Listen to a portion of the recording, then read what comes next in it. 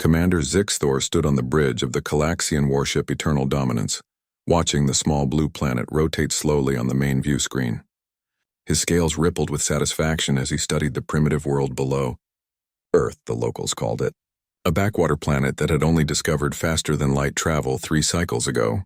Communications Officer Velna, send the standard surrender demand, Zixthor ordered, his voice carrying the authority of someone who had conquered 17 systems. Velna, a thin creature with 4 arms and purple skin, worked her console. Message sent, Commander. Standard galactic protocol. They have 1 rotation to surrender or face total destruction. The bridge crew chittered with amusement. The Calaxian Empire had never lost a conquest. Their military might was legendary across the galaxy. Worlds trembled at the sight of their warships. And now, Earth would join the long list of conquered territories. Zixthor had read the reports about humans. They were a young species, barely past their industrial age when the galactic community had discovered them.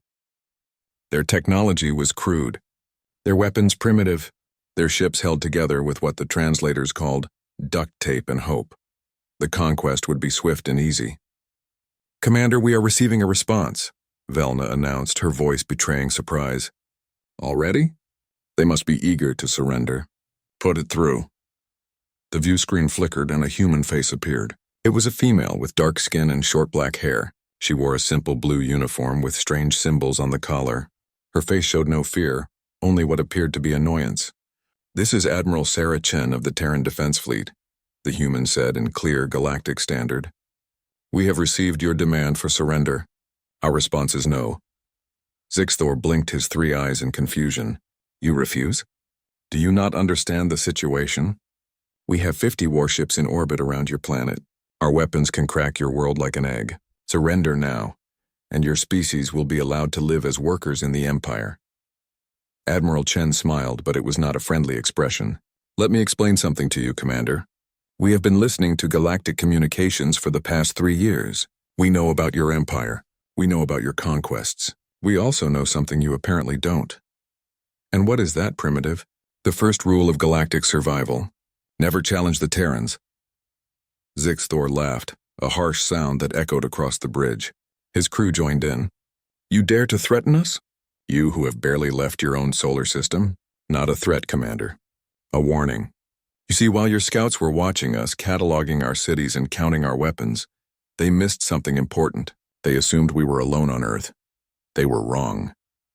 The image split, showing not just Admiral Chen but a dozen other faces. Humans of different colors and features, all wearing various military uniforms. One spoke in a language the translator struggled with, then another and another.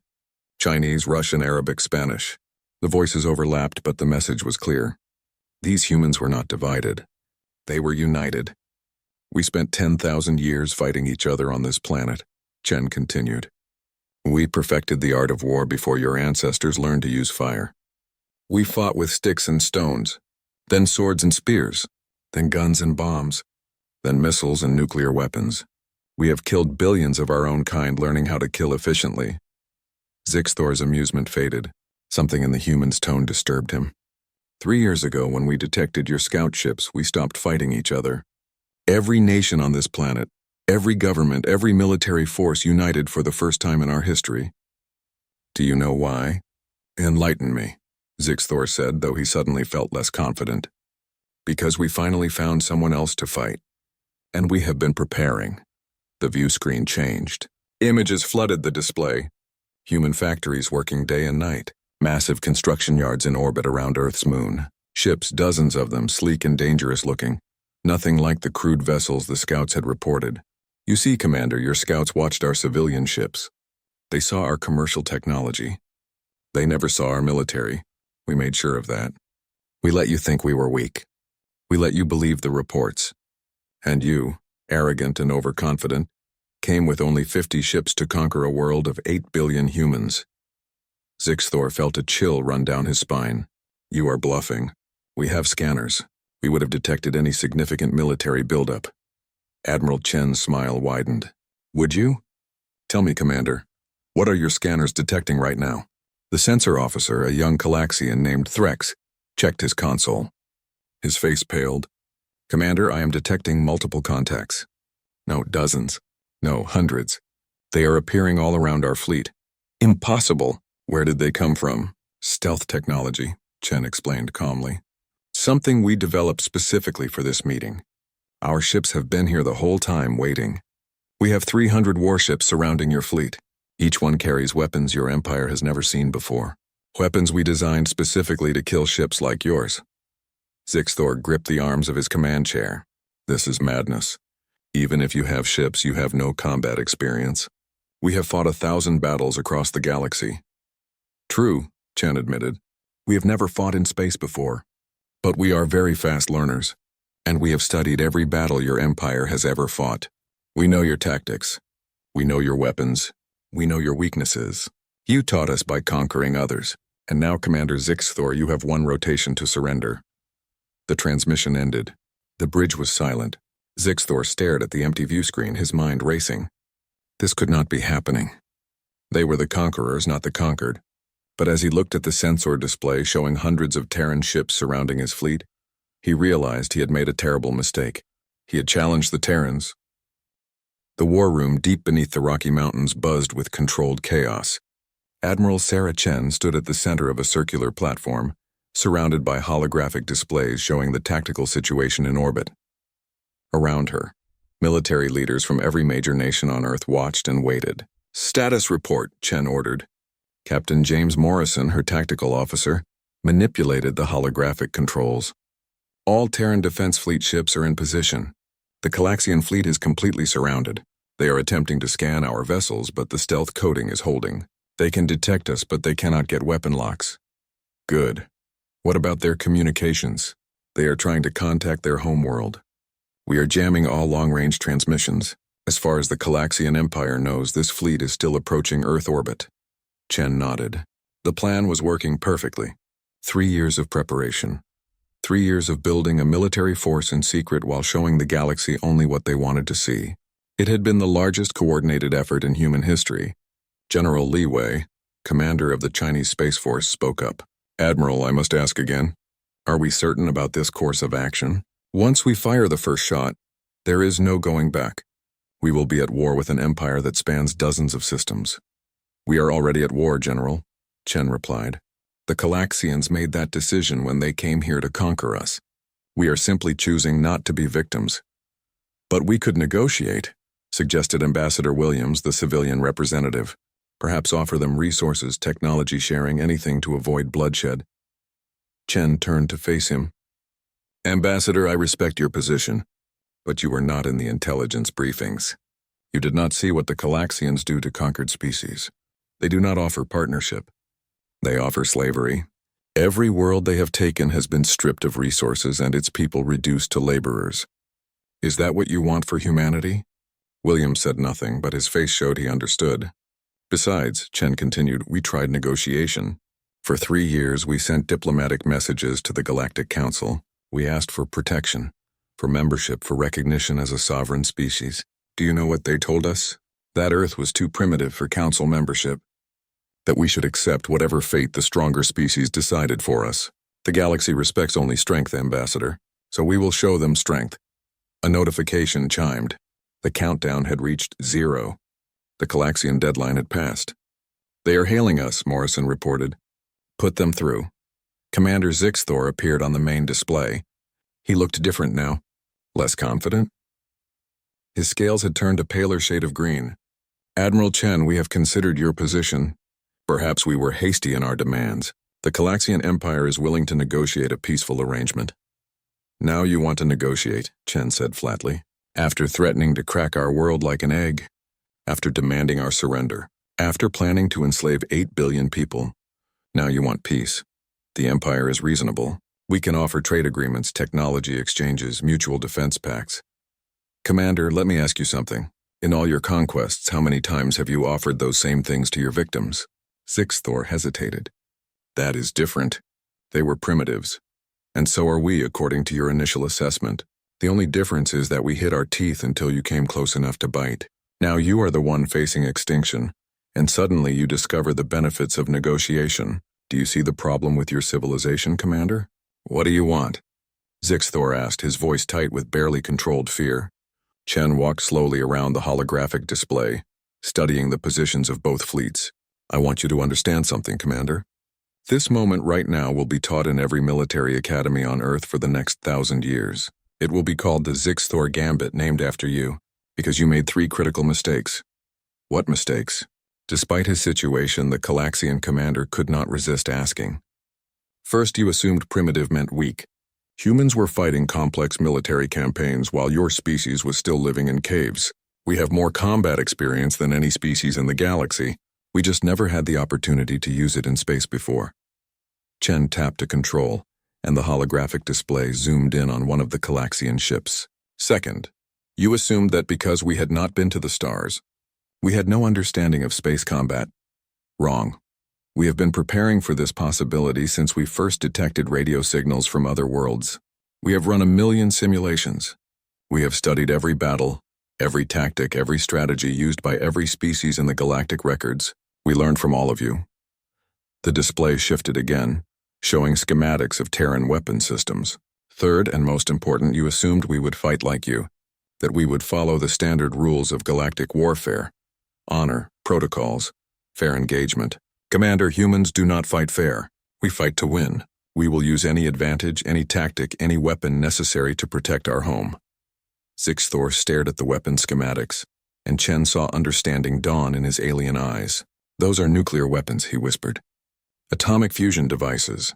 They are banned by galactic law. Too crude, too destructive, too dangerous. Banned by laws we never agreed to follow, Chen corrected. We have 6,000 of them on our ships, Commander. Each one powerful enough to vaporize a cruiser. And we have no hesitation about using them. You would not dare. The Galactic Council would embargo your entire system. You would be cast out, declared enemies of all civilized species. Chen laughed, a sharp sound without humor. Civilized?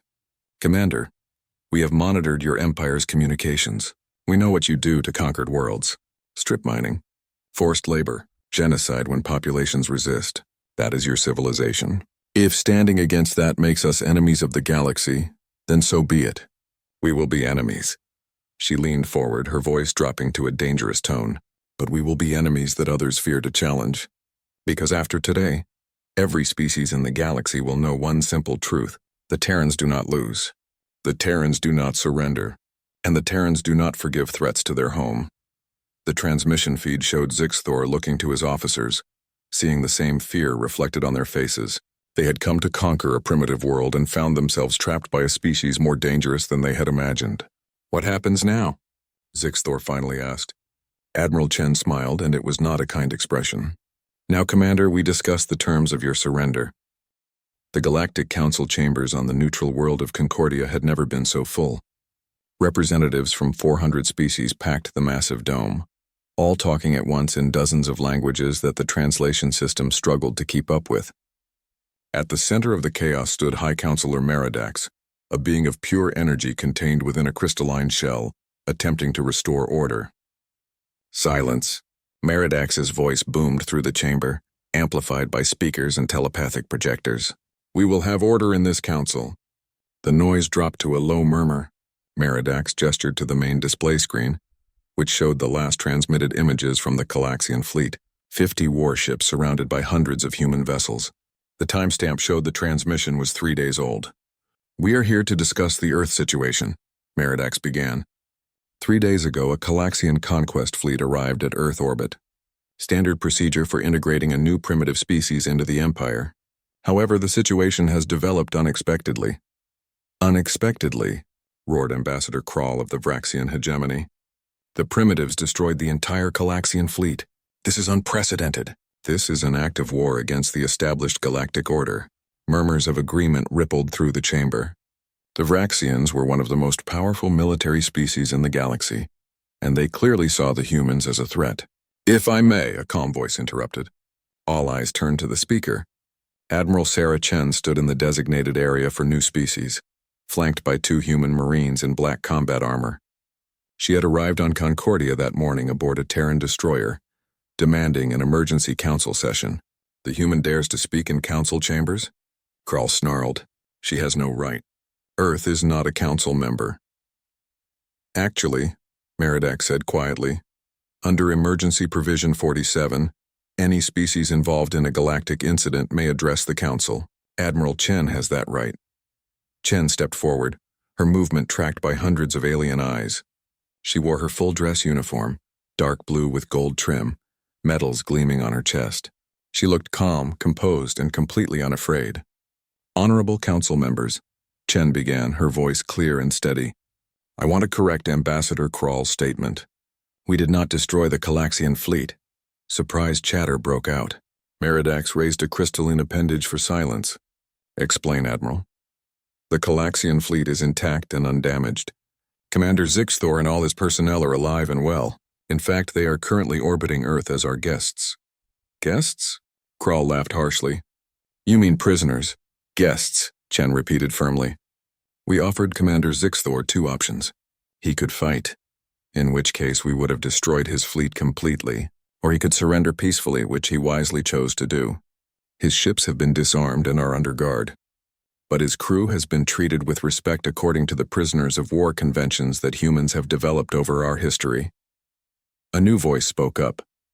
This one belonging to Ambassador Celine of the Peaceful Coalition, a group of smaller species who advocated for diplomatic solutions. Admiral Chen, the Council needs to understand what happened. The Calaxians are one of the most powerful military forces in the galaxy. How did a species that only achieved faster than light travel 3 years ago manage to defeat them without firing a shot? Chen smiled slightly. We prepared. From the moment we detected alien life in the galaxy, we knew this day might come. We studied every species, every conflict, every battle tactic used in galactic history. We learned from you. All of you. She walked slowly around the speaking area, making eye contact with various ambassadors. We saw how the Calaxians conquered the Barathi homeworld. We studied how the Vraxians crushed the Pelian resistance. We analyzed the Zentari military campaigns. We learned every lesson the galaxy had to teach about warfare, and then we applied 10,000 years of human military experience to space combat. But your technology, protested another council member, a floating jellyfish-like creature from the Aquarian Collective. The report said you had primitive ships, basic weapons. The report saw what we wanted them to see, Chen explained. We hid our military development behind civilian projects. We built our warships in the shadow of Earth's moon where orbital mechanics made detection difficult. We developed stealth technology that your sensors could not penetrate. And most importantly, we united our entire species for the first time in our history. Every human government, every military force, every resource on our planet was dedicated to one goal: defending Earth from outside conquest. High Counselor Meridax spoke thoughtfully. This is impressive, Admiral, but it raises an important question. What do the humans want from the galaxy? Surely you did not reveal your military capabilities simply to defend against one fleet? Chen nodded. An excellent question, High Counselor. We want 3 things. First, immediate recognition of Earth as a sovereign world with full rights and protections under galactic law. No more conquest fleets. No more enslavement threats. Humanity will govern itself. Granted, Meridax said immediately before anyone could object. Several ambassadors started to protest, but the High Counselor's tone brooked no argument. Any species capable of defeating a Calaxian fleet has earned sovereignty. What is your second demand? Not a demand, an offer. We are releasing Commander Zixthor and his fleet. We are returning them to the Calaxian Empire undamaged, with all personnel alive. We are doing this to show that humans can be merciful, even to those who threatened us. We hope this gesture will open the door to peaceful relations. This caused an uproar. Ambassador Krall looked furious. You mean to tell us that you captured an entire Calaxian fleet and you are simply letting them go? What kind of military strategy is that? The kind that shows we are not conquerors, Chen replied calmly. We do not want an empire. We do not want to rule other species. We simply want to be left alone to develop in peace. Destroying the Calaxian fleet would have made us enemies. Returning them makes a statement. We are powerful enough to defeat you, but wise enough to show mercy. That is the message we want the galaxy to receive. Meridax made a sound that might have been approval. And your third request? Chen's expression became serious. We want a seat on this council. Not as junior members, not as observers, but as full voting members with all rights and responsibilities. We have proven we have the strength to defend ourselves. Now we want the chance to participate in shaping galactic policy. Impossible! Krall roared. Council membership requires at least 50 years of galactic presence. The humans have been in space for 3 years. The requirements say 50 years or demonstrated capability to contribute to galactic security. Meridax corrected, reading from the Council charter projected in the air. I would say defeating a Calaxian conquest fleet demonstrates that capability. This is outrageous, another ambassador protested. If we allow this, every primitive species will think they can threaten their way onto the Council. We are not threatening anyone, Chen said firmly. We are offering partnership. We have military strength, yes, but we also have much to contribute. Human medical research, our cultural diversity, our experience in planetary governance, our problem-solving abilities. We do not want to fight the galaxy. We want to join it as equals. Meridax looked around the chamber, reading the mood of the assembly. Fear, anger, confusion, but also something else. Respect. The humans had done what no other species had managed in centuries. They had stood up to the established powers and won. The Council will vote, Meridax announced. All in favor of granting Earth full membership with immediate effect? The voting lasted 3 hours. There were heated arguments, dire warnings, and passionate speeches on both sides. But in the end, the vote passed by a narrow margin. Earth was now a member of the Galactic Council. As Chen left the chamber, Ambassador Celine approached her. The small furry alien looked up at the human admiral with large, curious eyes. Admiral Chen, may I ask you a personal question? Of course. Were you really prepared to fight the entire Calaxian fleet? To use those nuclear weapons you threatened them with? Chen looked down at the ambassador, her expression unreadable. Ambassador, the first rule of galactic survival is never challenge the Terrans. But there is a second rule you should all learn. What is that? Never make a human choose between surrendering and fighting. Because we will always choose to fight, and we will do whatever it takes to win. She walked away, leaving Celine staring after her. The galaxy had just learned that humans were not to be underestimated. Some would take that lesson to heart. Others would need to learn it the hard way. But either way, the galaxy would never be the same. 6 months had passed since Earth joined the Galactic Council. In that time, the galaxy had watched humanity with a mixture of fascination and fear. Some species reached out with trade agreements and cultural exchanges. Others kept their distance, watching and waiting to see what these unpredictable newcomers would do next. Commander Zixthor stood on the observation deck of the research station Kepler-7, looking out at the swirling colors of the Eagle Nebula. He had been invited here by Admiral Chen herself, though he was not quite sure why. After his surrender at Earth, he had expected punishment, perhaps even execution. Instead, the humans had treated him and his crew with unexpected kindness before sending them home. The door opened behind him. Zixthor turned to see Admiral Chen enter, followed by a younger human male in a science officer's uniform. Commander Zixthor, Chen greeted him with a slight nod.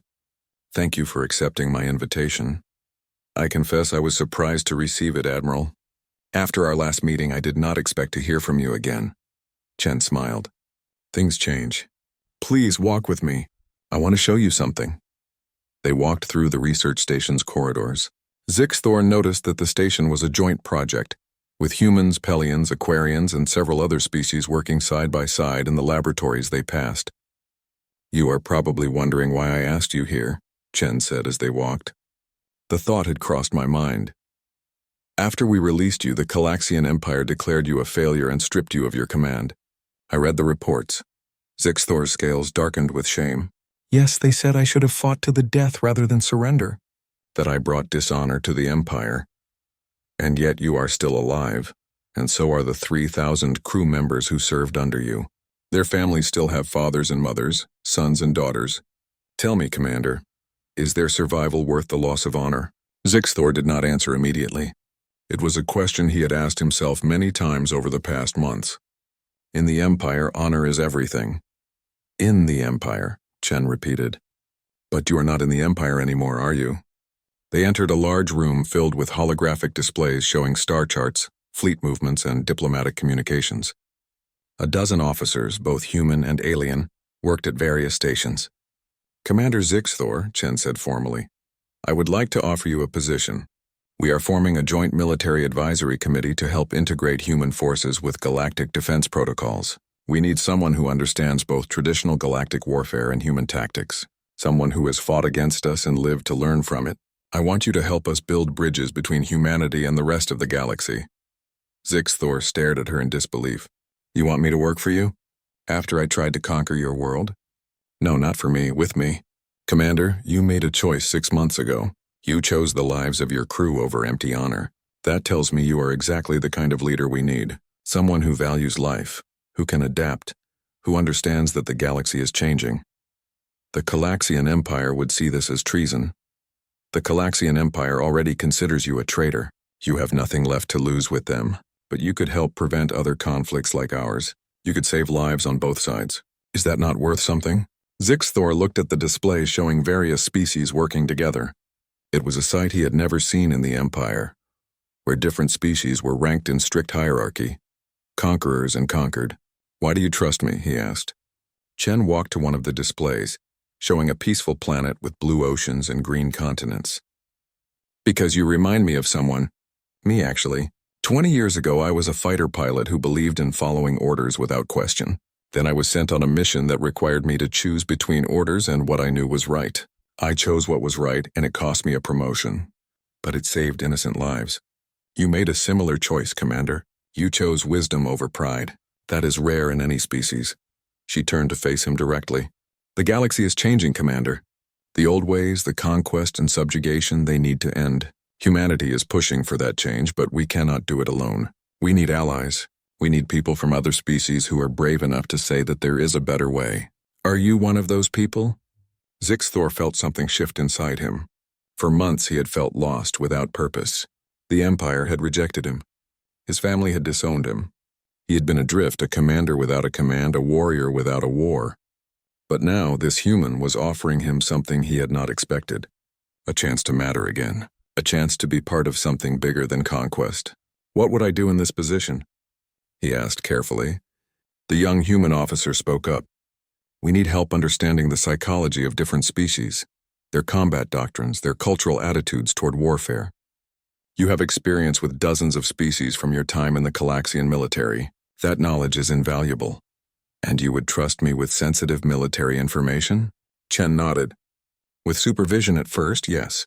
Trust is earned, Commander. But I think you will earn it quickly. Besides, you have already seen our most important secret. What secret? That humans are not the monsters the galaxy feared we might be. We are fierce when threatened, yes. But we are also capable of forgiveness, cooperation, and building something better than what came before. You saw that when we released you and your crew. Now help us show the rest of the galaxy. Zixthor was silent for a long moment, considering. Then slowly he straightened his posture and gave a formal Calaxian salute, fist over heart. I accept your offer, Admiral Chen. I will help you build these bridges. Though I warn you, many species will not change easily. The old ways are deeply rooted. Chen returned the salute in human fashion. Then we will be patient. And persistent. Come, let me introduce you to the rest of the team. Over the following weeks, Zixthor found himself settling into his new role. He worked alongside humans, Pelians, and other species who had joined Earth's growing alliance. He helped develop training programs that combined human tactical creativity with traditional galactic military discipline. He advised on diplomatic approaches to different species. And slowly he found a new sense of purpose. One day, as he was reviewing reports in his office, his communication console chimed. It was a message from his homeworld. Curious, he opened it. The face that appeared was his daughter, Zyla. He had not spoken to her since his disgrace. Father, she said, her voice uncertain, I saw the reports about your work with the humans.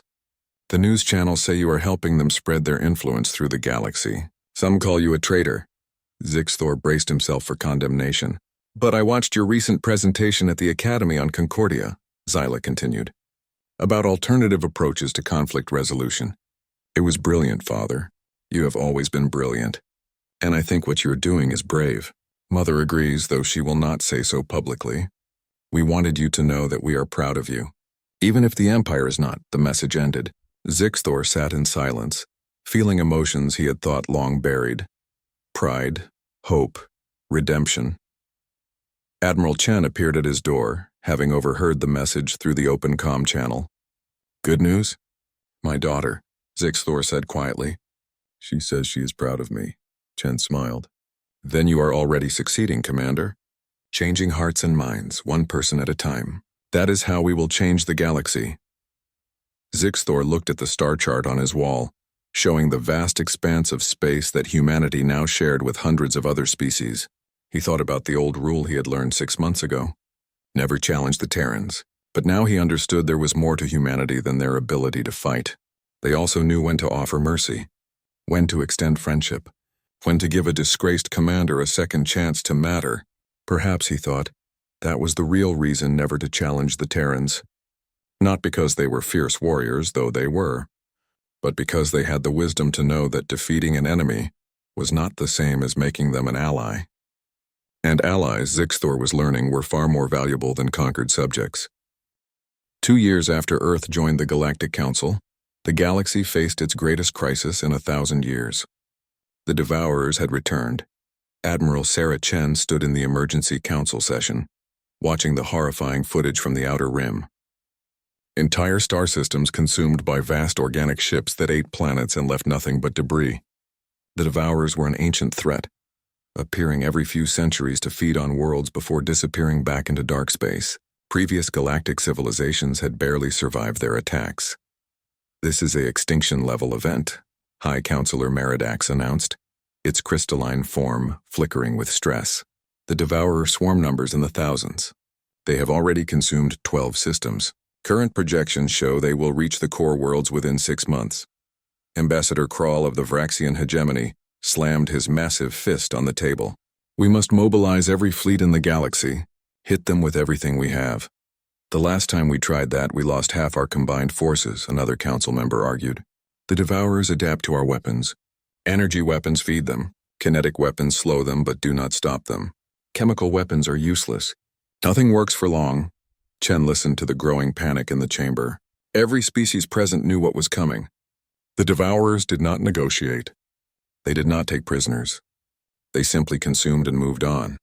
This was not a war. It was a natural disaster with teeth.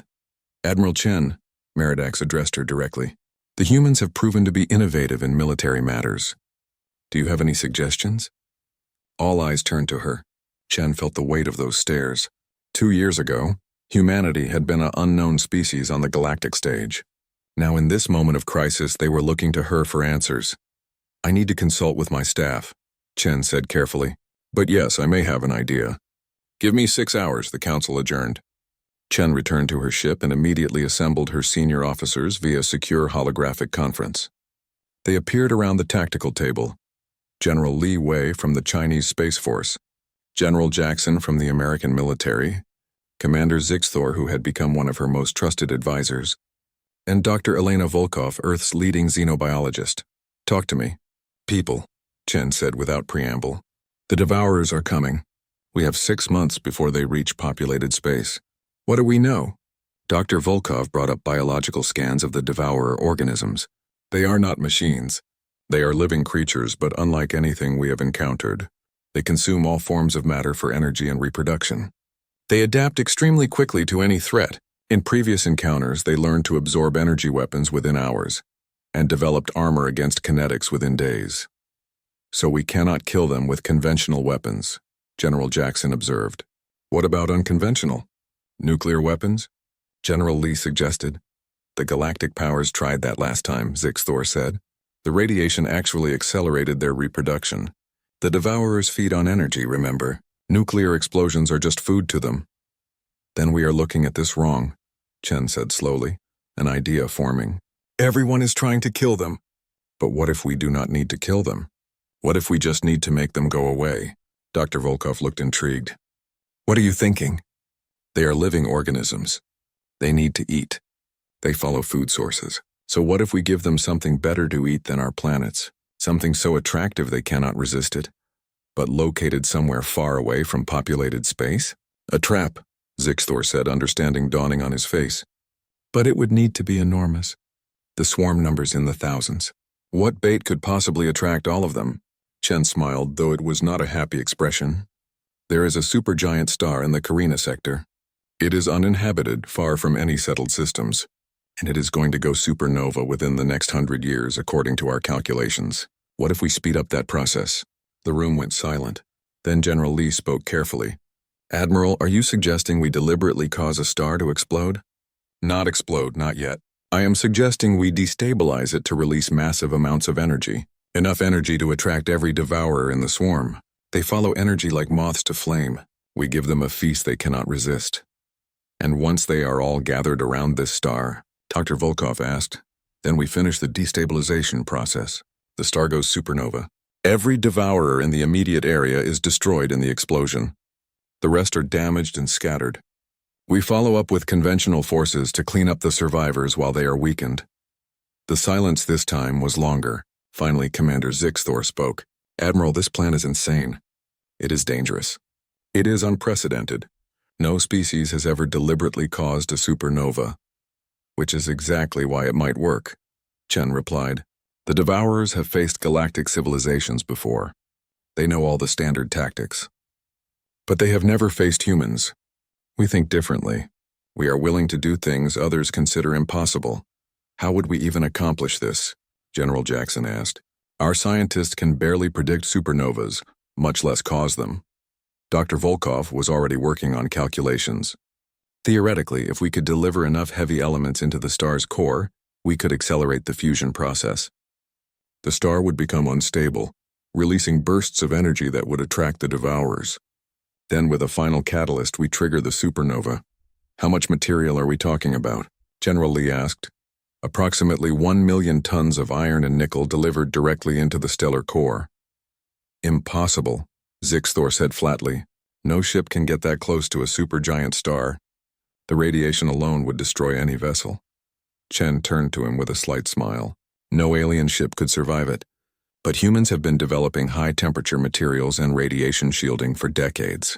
We plan to use them for exploring close to our own sun. This would be the ultimate test. Over the next 6 hours, they refined the plan. It was risky.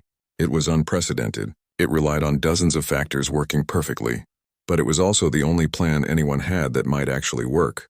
When Chen presented the idea to the Galactic Council, the reaction was mixed. Some species called it brilliant. Others called it madness. Ambassador Kral was loudest in his objections. You want to blow up a star? He roared. The amount of energy released could affect nearby systems. It could disrupt hyperspace lanes.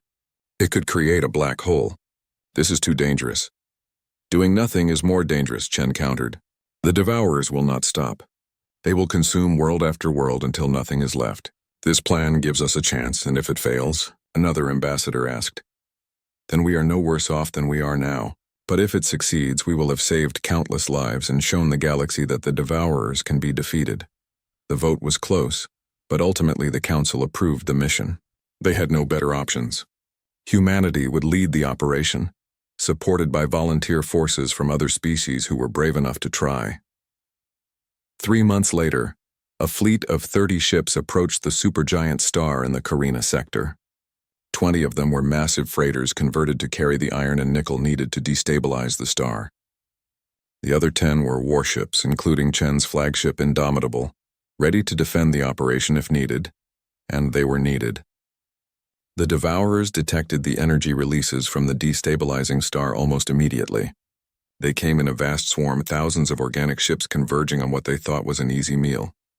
All freighters, begin your runs, Chen ordered. We need to keep that star pumping out energy while more Devourers arrive. Warship captains, your job is to protect the freighters. Do not engage the Devourers unless they threaten the operation. The next 72 hours were the longest of Chen's life. Wave after wave of freighters dove toward the blazing star, releasing their payloads into the stellar core before pulling away, their hulls glowing with heat despite the shielding. The Devourers gathered in an ever-growing cloud around the star, feeding on the energy, too focused on the feast to pay attention to the small ships darting about. Finally, Dr. Volkov's voice crackled over the comm. Admiral, we have critical mass. The star is ready. One more catalyst load and it will go supernova within hours. All ships begin withdrawal to minimum safe distance, Chen ordered. Prepare final payload. The fleet pulled back except for one ship. The freighter Prometheus, piloted by a volunteer crew of humans and Pelians, made its final approach to the star. They would not be able to escape the blast radius. They knew this when they volunteered. Prometheus, you do not have to do this, Chen said over the comm. We can try a remote delivery system. Negative, Admiral, came the reply from Captain Rodriguez, the Prometheus commander. Remote systems are unreliable. This needs to work. Besides, someone needs to make sure the Devourers never forget the day they met humanity. The Prometheus dove into the star's outer layers, fighting through impossible temperatures and radiation. Chen watched on the tactical display as the ship's signal weakened, flickered, then transmitted one final message. Payload delivered. It has been an honor. Prometheus out. The star's output spiked. Then it began to collapse inward. The Devourers, finally sensing danger, tried to scatter, but it was too late. The supergiant star went supernova, releasing more energy in one moment than most stars produce in their entire lifetime. The shock wave destroyed everything within 10 light minutes. Every devourer that had gathered to feed was instantly vaporized.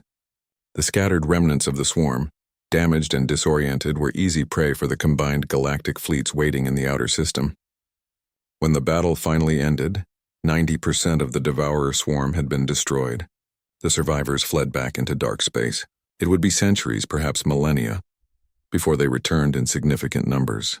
3 days later, Admiral Sarah Chen stood before the Galactic Council once more. Every species in the chamber rose when she entered. Even Ambassador Krall stood and bowed his massive head in respect.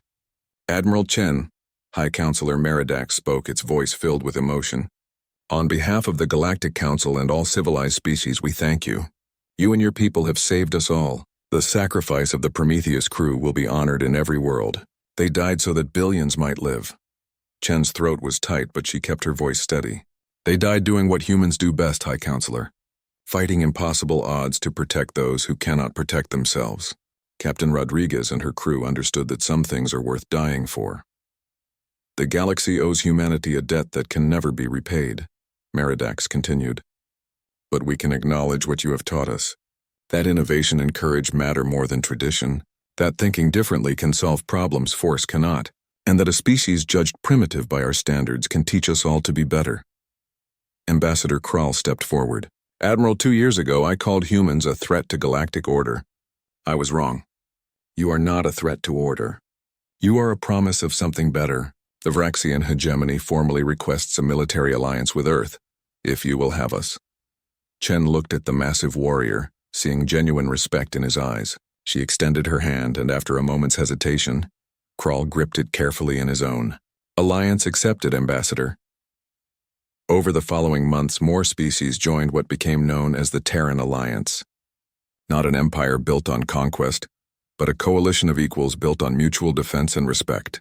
The galaxy was changing just as Chen had hoped it would. One evening, Chen found Commander Zixthor on the observation deck of the space station Kepler-7, where their partnership had begun. He was looking out at the stars, as he often did now. Still thinking about the old days? Chen asked, joining him. Actually, I was thinking about something you told me when we first met. You said the first rule of galactic survival is never challenge the Terrans. I remember. I finally understand why. Not because you are the strongest warriors, though you are. Not because you have the best technology, though you are innovative. The real reason is simpler. What is that?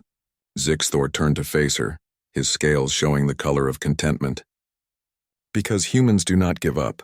No matter how impossible the odds, no matter how dangerous the situation, humans find a way. You turned an enemy commander into an ally. You made the galaxy work together against the Devourers. You sacrifice for others without hesitation. That is why no one should challenge you. Because you will find a way to win, even if winning means changing the entire game. Chen smiled. You know what, Commander? I think you finally understand humans. Perhaps, Zixthor agreed. Though I suspect I will spend the rest of my life still being surprised by your species. Good, Chen laughed. Life would be boring otherwise. Together they looked out at the stars. Somewhere in that vast darkness threats remained. Challenges awaited. But humanity was no longer alone. They had allies now. Friends. Partners who had learned that working together was always better than conquest. The galaxy had learned its lesson. Never challenge the Terrans. But more importantly, they had learned a better rule. Never underestimate what people can accomplish when they refuse to give up on each other. And that, Admiral Sarah Chen thought, was a lesson worth teaching.